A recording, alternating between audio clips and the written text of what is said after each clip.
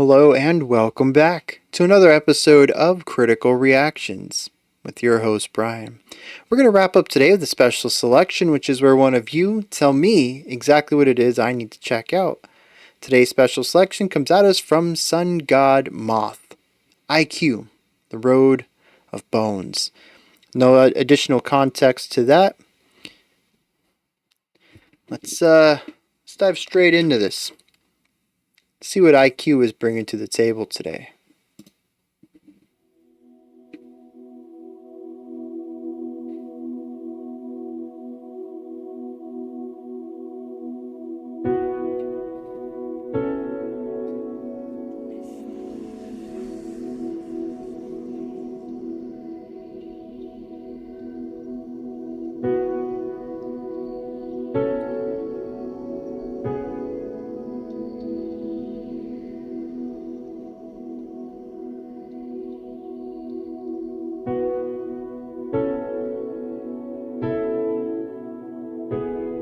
I don't think I've ever listened to IQ before.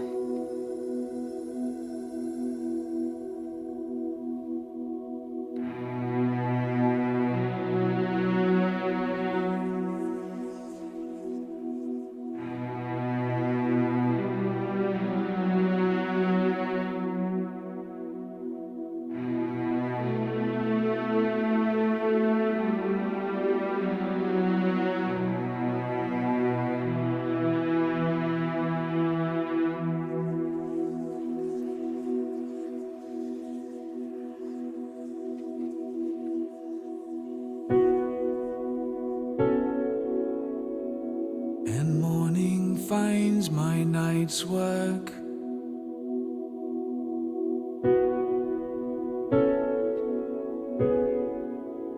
Lights the remnants on display.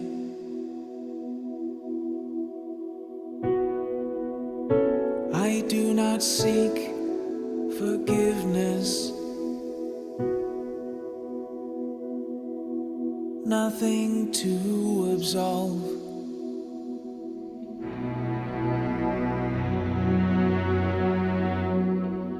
For now the need is met.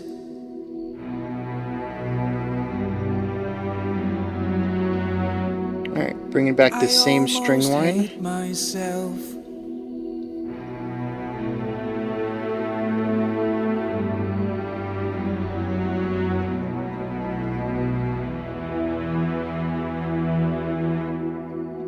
Almost, but not quite.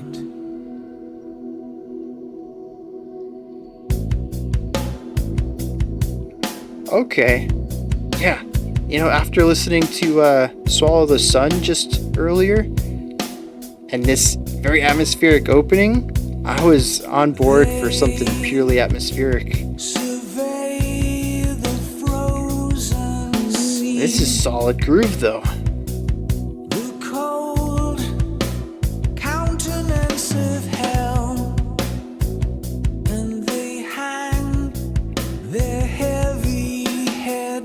Very simple idea, just bass and drums.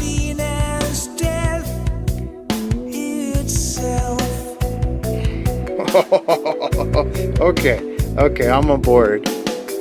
Where are you taking me, IQ?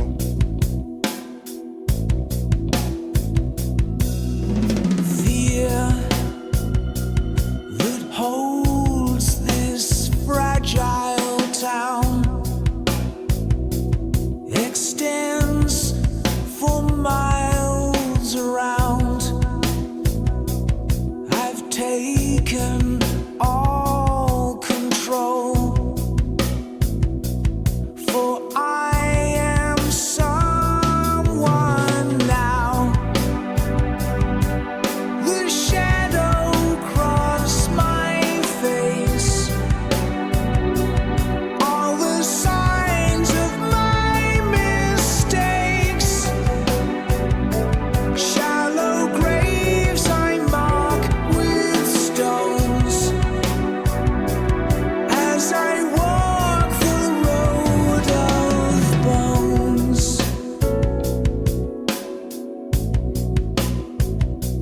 I like how there's a consistent heaviness to it all, but it isn't a heavy song. It's done more through harmony than timbre.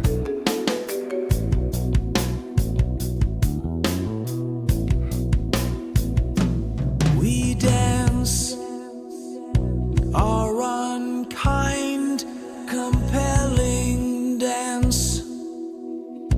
The arcane ritual observed. I will see this whole thing through if I just keep my nerve.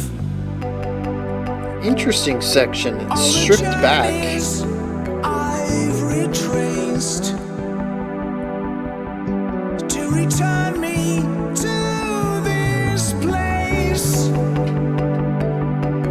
I do not walk alone as I build the road of bones.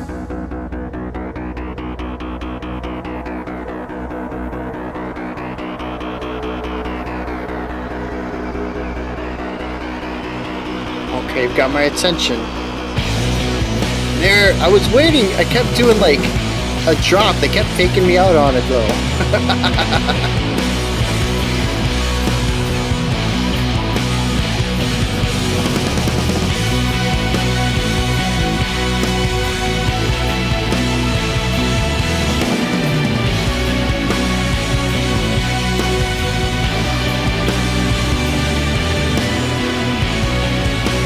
You know what's interesting too is that even taking this section into account, there's still only 2 sections musically.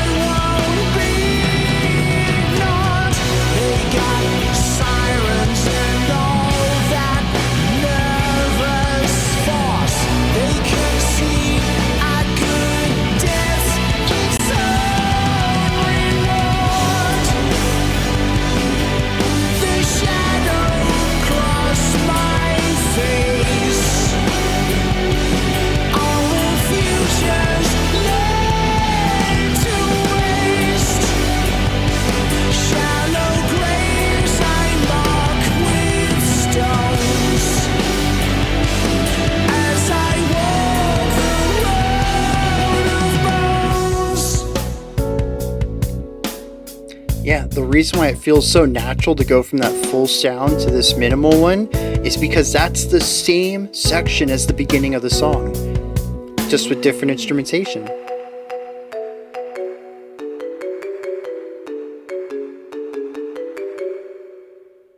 So much reverb on that. Oh yeah, that was a blast.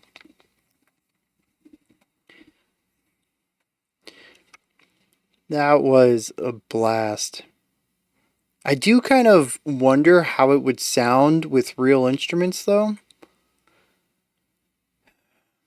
I'm fairly certain a majority of that was digital instrumentation.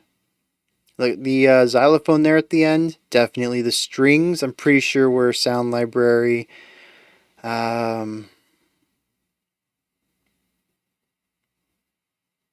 Even that bass guitar, I'm going kind of 50-50 on. It feels a little more natural than the rest of the instruments, but something about it also felt a little digital in the timbre. So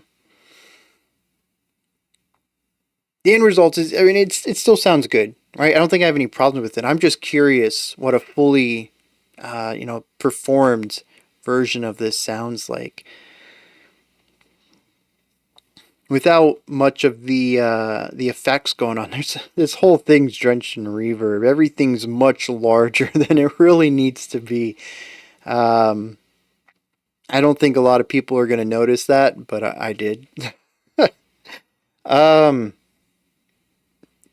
so yeah, I like this. Like I had mentioned, we just came off of Swallow the Sun, and that was like 13 minutes of 2 to 3 ideas, maybe tops, and a BPM of like 30. So when we had the beginning of this song, atmospheric, very slow moving, for like 2.5 or 3 minutes or something like that. It was pretty lengthy. I was like, okay, my mindset, I'm good with this. We're going to have another atmospheric one, coincidental, just lines up with Swallow the Sun's uh, long track, and I'm already in the mood for it. Let's go. And then do do do do do do do do do, the drum and bass come in. Super cool groove. Tons of little bits of syncopation in there. The vocal melody comes on top of this. The first half's played a bit straighter. The second half has a bunch of offbeat accents that just add the syncopation against the groove we're already getting. And I'm getting into this. This is awesome. The beginning of the song sets the mood. The rest of the song runs with it. And I think it does a great job of creating this dense dreariness. And then says, okay, we're going to take that, we're going to expand on it a little bit. We're going to add a little bit of groove. The chord progression, we're not changing that. There's still going to be some negativity, lots of darkness in the chord progression. When we bring the strings back, they're going to be intense also. But we're just going to get away from this general progression we have at the beginning. There was something cool about the beginning too, though, is that we were introduced to the strings first.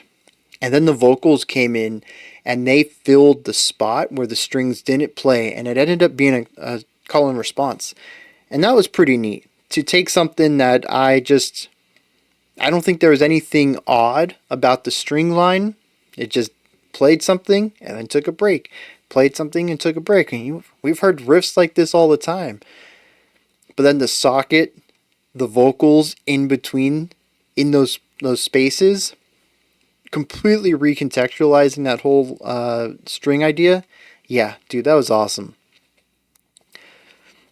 I was on board there. I was like, if it just stays this way, I'll be happy. But nah, dude, that drum and bass kicks in, and then I was good. The rest of the song was just fantastic because the rest of the song is the same thing. Honestly, there isn't a lot of variety to this song on paper. What does change is timbre and turning on and off layers, if you want to think about it from an audio workstation perspective, or just removing instruments. So we start off with things pretty minimal: drums, bass, vocals. We add in, I don't know, a violin line, and then maybe we leave this section.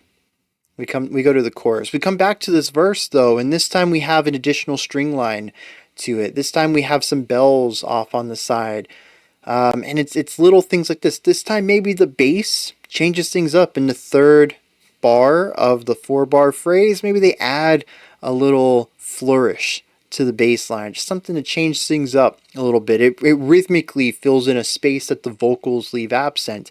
Once again, creating, recontextualizing something in a very cool way that interlocks it with other ideas. That actually happens quite a bit in here, where we'll take an idea, add a little variation to it, and the way that it locks into the idea that we've heard otherwise. And it comes together in a very neat way. I love it. So we have ways of doing minor variations on lines, but also adding layers or removing layers.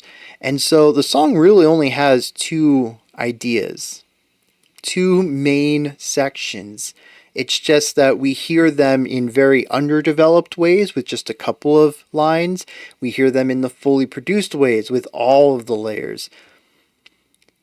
But the other way to do it also is timbre, moving away from the quiet, I don't know if acoustic is the right word, but there's a lot of acoustic instrumentation in here, so I'm going to stick with it. Acoustic style to the distorted, overdriven rock style, right? What was being played was identical. That was not a new section in the sheet music. What was new was the instruments playing those. And that gives it a completely different vibe. It goes from being something that's heavy, weighty, a little tensiony, to aggressive almost. It brings in an anger to the track that is on top of what's harmonically tense and dark already. Again, recontextualization, taking something we have heard, changing it in some way so that we have a new appreciation for that idea. It is absolutely wild. I think it would be a very fun game to go back, listen to the song again, and take notes. Okay, this is this bass line. This is bass line number 2. This is string line number 1, string line number 2. I really don't think we would get past 2 different ideas for each of the instruments, and then it's really about how they get layered up. And it's so cool. I don't know how many times I can say that. Hearing ideas get presented in one way, make a small change, recontextualize it, and it comes off as a totally different idea. Or just a different rhythm comes out of it, or a different emotion or atmosphere. It works so well, and I love them for doing this. Because it is complexity through simplicity, which usually we see it the other way around. But the song feels complex. It feels linear. It feels like there's so many different ideas going on. It feels like there's so many different sections to the song, but honestly, they wrote 2 sections and then chose to omit information early on so that they can give you full ideas later on. And it is very effective. I also really like the vocal work on this. They're very passionate, but what I like too is, again, it's a subversion. It comes in with a very comfortable delivery, a comfortable range, comfortable volume. I kind of figured we were going to stick with this, especially when we get 7 minutes into the song and the vocals really haven't changed much. But there at the end, it just starts belting, pushes the octave up, shifts from a very comfortable vocal and air pressure delivery to something very strong, full-bodied, powerful, and just absolutely leans into these notes. It projects them in a way that matches the heightened intensity of the song through all the additional layers we have, but also the overdriven guitar that adds a new element of aggression to the track. The vocals come in and support that. They say, you know what, we're going to go big, I'm going to go big too, and it all just comes together. Again, recontextualization, all of it. But the vocals were beautiful, the melodies were great, did a fantastic job of pushing the song forward through the melodic usage, but also just overall good melodies, catchy stuff. And yeah, I'm kind of sold on this. I was a little worried early on with it being a slow burn, but it ends up working very well and actually has a decent pacing to it. You know, like I said, the beginning had me going for a little bit, but once the song kicks off, it does not stop advancing and changing in ways and being progressive, and I really like that. There was that one moment though when I was anticipating the big drop. I didn't necessarily know electric guitars were coming in. I was kind of expecting a groove to come back. We hadn't had a groove for a while. And I was like, all right, 1, 2, 3, 4, here it is. Nope, okay. Okay, all right, 2 more bars. 3, 4, here we go. Oh, nope, not there either. And then when I stopped anticipating it, that's when they got me with it. Ah, such tricksters. I kind of want to listen to it again now just to get a better feel for that section to see why I felt it was supposed to be coming earlier than they wanted it to, and see if maybe I have an interpretation for the longevity of that. It wasn't a drone, was it? There wasn't a lot. It was one instrument. I can't remember what instrument it was, but it was just like filling time, and it was creating this anxiety. I was waiting for the next section to come up, and they didn't feel like it was time yet, and they let it sit and marinate for a little. Well deserved too, I think, because when the electric guitar does come in, it wasn't something that was just it was expected. It was something that needed to happen. The tension was higher than I had anticipated it to be, and so when it opens up and the song erupts, it's felt a lot more than if they had done it when I expected it. That delayed gratification ends up paying off really well. I'm going to find some lyrics for this, and we're going to wrap this video up. Alright, this song is about somebody who has come to a small town and wants to become well known in it for a bad deed. I'm not quite sure what it is. The sole annotator on this seems to think he murders people, which I can see that on the very surface level, as the chorus says, "Shallow graves I mark with stones as I walk the road of bones." That's probably the right direction, but that's really the only section in here that I feel has any push towards something like that, towards a directing of what the crime might be. However, this person doesn't really have any remorse for doing this. And we're going to stick with the murdering people. Why not? The opening line says, "And morning finds my night's work." So they go out killing people at night, and in the morning, someone spots the body.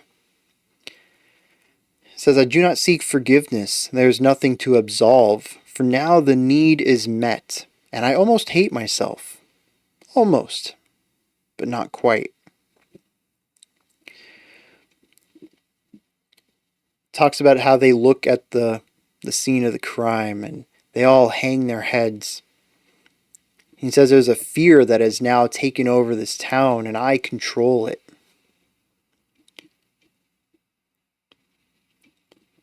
Says that there's an arcane ritual, a dance, a compelling dance.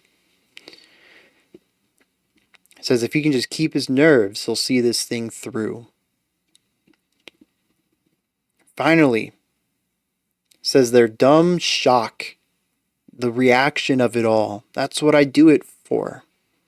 It says that I won't be ignored.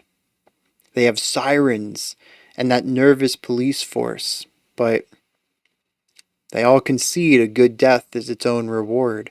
So his idea here is I'm going to get famous in this little town or I'm going to die trying. And that's the whole song.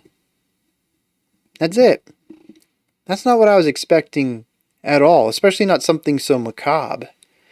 Not from the music, anyways, or I don't know, something about the album art, the vocalist timbre. I don't know. I just wasn't expecting it to be a song about a murderer in a small town. So that caught me off guard a little bit. But I suppose it works. The song is dark, but it is never really heavy. There's a tension to it, but it isn't overwhelming.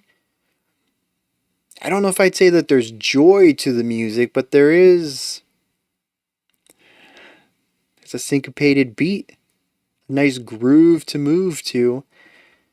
It isn't weighed down, I'll say that. And I think this all showcases our main character here rather well. He does dark deeds. He's not a great person. He bears this burden. As he says in the beginning, the need is met. It doesn't necessarily, I mean, by the end of it, yes, he wants the fame, but he doesn't necessarily say that he likes committing this crime. It just satisfies him, and he might as well get rich doing it. It is something that weighs on him a little bit. But as he says, there's nothing to absolve. I don't seek forgiveness for my actions. So, yeah, somebody not burdened too much by this, but the deed itself is dark. Yeah, I'd say the music works as a thematic representation of our narrator. Those are my thoughts. IQ's The Road of Bones. What do you think of this song? Anything that stood out to you? Anything that I didn't talk about? Maybe something I said that was incorrect? You like to correct me? Maybe just have your own interpretation of things. Put all that stuff down in the comments section.